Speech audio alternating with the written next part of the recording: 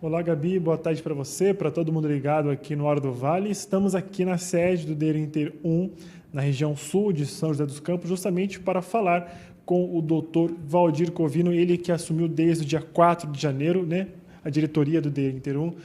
Doutor, obrigado por conversar com a gente. A gente bateu um papo aqui antes já para nos conhecermos também, mas eu queria apresentar o senhor também para a população e perguntar um pouquinho se o senhor já conheceu a região em relação aos dados, à criminalidade aqui, o senhor já fez todo esse estudo aqui? Boa tarde, doutor. Muito boa tarde. Eu quero agradecer a oportunidade aqui de apresentarmos as diretrizes de trabalho. Estamos assumindo a direção do departamento a partir deste mês de janeiro e já imediatamente nos debruçamos sobre os dados para identificarmos a realidade de cada região, porque é uma característica do departamento, cada região tem circunstâncias muito específicas, né?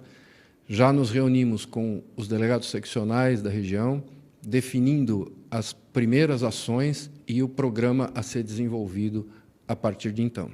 Doutor, a gente analisa nos dados, até mesmo divulgados pela Secretaria de Segurança Pública, que a região do Vale do Paraíba, ela muitas vezes acaba sendo ranqueada como uma região com maior criminalidade no interior do estado de São Paulo, perdendo apenas para a capital, a região da capital paulista.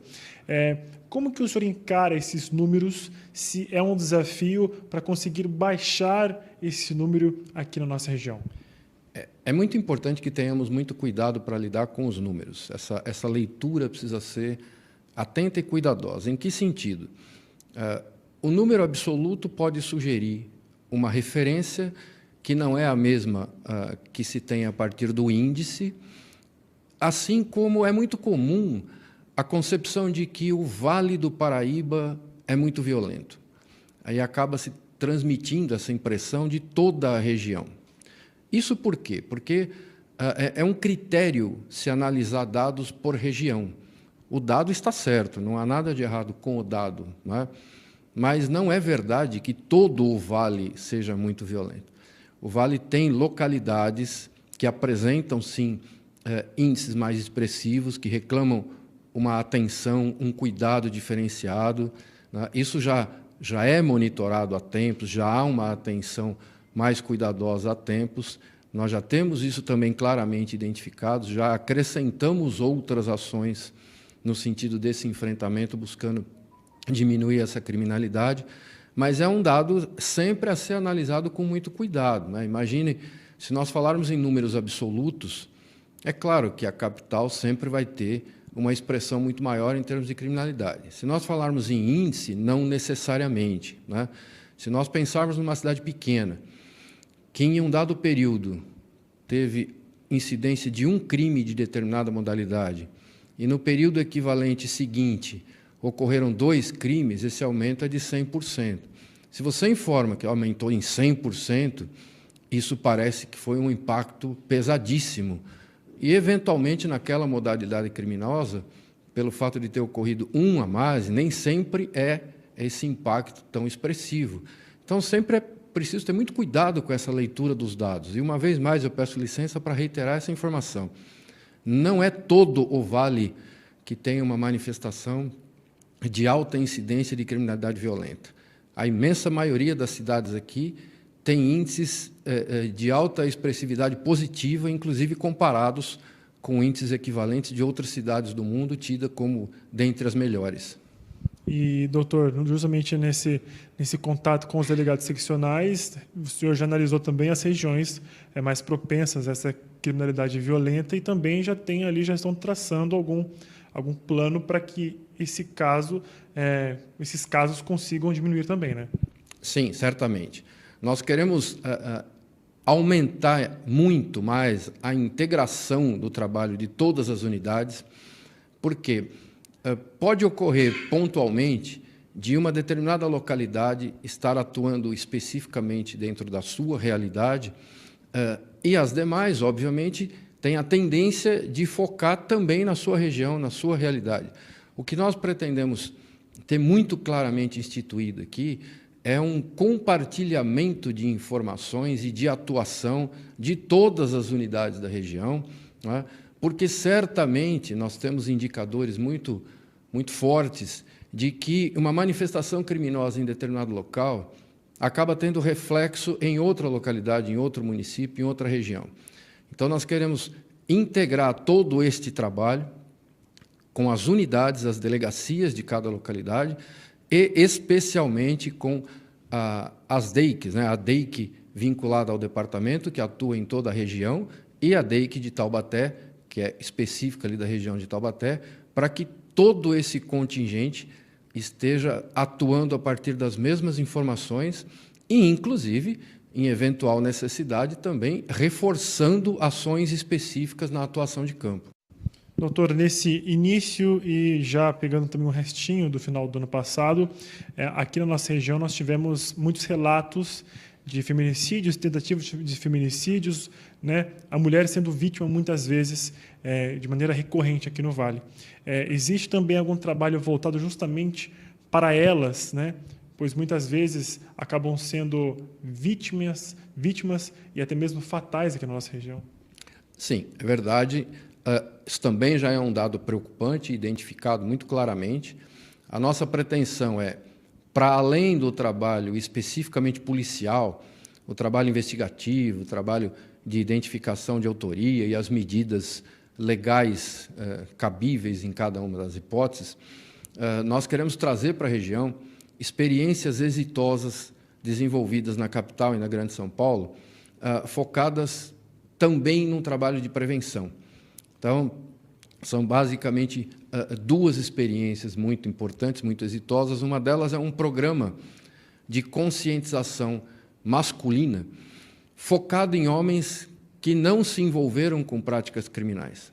E por que nesse sentido? Para que esses homens se transformem em multiplicadores de uma cultura de respeito, para que nós enfrentemos no sentido de, se não acabar completamente, pelo menos diminuir ao máximo esse machismo tóxico, como se denomina, essa concepção de que muitos imaginam que ele pode resolver as suas diferenças domésticas numa atitude violenta, numa atitude que é efetiva de desrespeito. Então, esse primeiro programa, que tem apresentado resultados excelentes na Grande São Paulo, ele envolve um treinamento, um grupo de palestras com uma equipe multidisciplinar, com profissionais que lidam com aspectos de economia doméstica, serviço social, psicologia, orientação jurídica, também abordagem policial, para trazer um conjunto de informações importantes a esse grupo de homens, que depois, o que se espera? Que esse grupo